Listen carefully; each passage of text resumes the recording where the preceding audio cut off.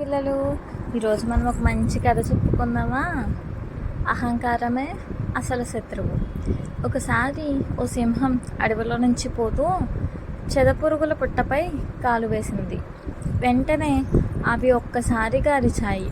సింహం మరింత రెచ్చిపోయి పుట్టను నేలమట్టం చేసింది. అడవికి రాసైనంత మాత్రాన సరిపోతుందా? కాస్తైనా హుందాతనం ఉండక్కర్లే. మా పుట్టను ఇలా ఎందుకు నాశనం చేశావు అని అడిగాయి. కోపంగా దానికి ఆ సింహం వెటకారంగా నవ్వుతూ ఉఫ్ అంటే ఎగిరిపోతారు. కంటికి సరిగ్గా కనిపించనైనా కనిపించరు. మృగజీవులనైనా నేనే ఎదిరిస్తారా మీరు అని నిర్లక్ష్యంగా సమాధానం చెప్పి వెళ్ళిపోయింది. చెదపురుగులకు చాలా కోపం వచ్చింది.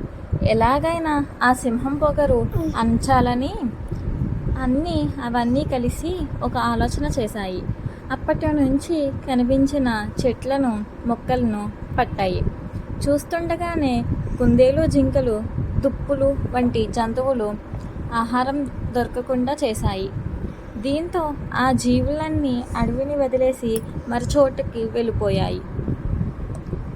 వేటాడదామంటే జంతువులు కనిపించకపోయేసరికి సింహానికి ఆకలి ఎక్కువయ్యి తన తాత ముత్తాతల నుంచి వారసత్వంగా వస్తున్న గుహను తప్పనిసరిగా పరిస్థితిలో విడిచిపెట్టి వచ్చింది. గత్యంతరం లేక మరో అడవిలోకి అడుగుపెట్టింది. చెదపురుగులతో